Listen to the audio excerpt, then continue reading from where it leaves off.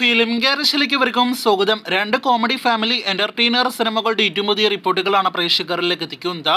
ഗുരുവായൂർ അമ്പല നടയിൽ അടുത്ത വ്യാഴാഴ്ച തിയേറ്ററുകളിലേക്ക് എത്തുന്ന ഏറ്റവും പുതിയ മലയാളം സിനിമയാണല്ലോ ജയ ഹേ എന്ന സിനിമയുടെ സംവിധായകൻ വിപിൻ ദാസ് സംവിധാനം ചെയ്ത് മെയ് 16 എത്തുന്ന തിയേറ്ററുകളിലേക്ക് എത്തുന്ന ഗുരുവായൂർ അമ്പല നടയിൽ എന്ന സിനിമയിൽ പൃഥ്വിരാജ്, ബേസിൽ ജോസഫ്, നിഖില വിമൽ, അനുശ്വര രാജൻ, ജഗദീഷ് തുടങ്ങി വലിയ താരനിര തന്നെ സിനിമയിൽ എത്തുന്നു. ഈ ഫാമിലി കോമഡി എന്റർടൈനർ സിനിമയുടെ ട്രെയിലർ ഇന്ന് മെയ് 10 റിലീസ് ചെയ്യുകയാണ്. ഇന്ന് വെള്ളിയാഴ്ച ദിവസം വൈകിട്ട് 6:30 സിനിമയുടെ ട്രെയിലർ ലോഞ്ച് ഇവന്റ് ഉണ്ട്. അതിനുശേഷം രാത്രി 9:30 ആയിരിക്കും ഗുരുവായൂർ അമ്പല നടയിൽ എന്ന സിനിമയുടെ ട്രെയിലർ ഓൺലൈനായിട്ട് റിലീസ് ചെയ്യുക.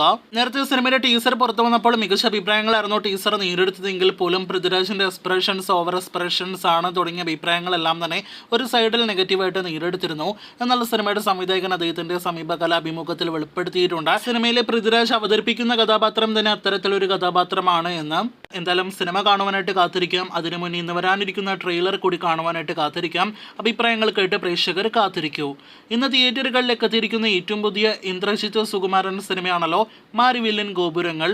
കഴിഞ്ഞ വർഷം നവംബർ മാസം മുതൽ പലതവണ ഏകദേശം 5 തവണയെങ്കിലും റിലീസ് മാറ്റിവെക്കപ്പെട്ട സിനിമയാണ് മാരിവില്ലൻ ഗോപുരങ്ങൾ.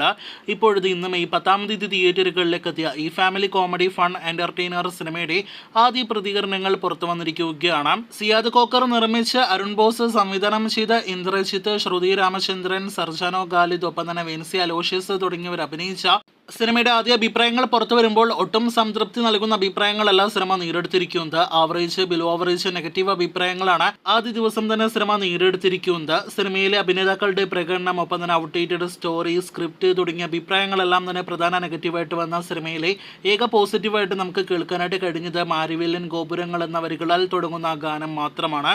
എന്തായാലും സിനിമയുടെ ബോക്സ് ഓഫീസ് റിപ്പോർട്ടുകൾ കേട്ട് അത് വരികയാണെങ്കിൽ പ്രേക്ഷകർ അറിയാനായിട്ട് കാത്തിരിക്കൂ.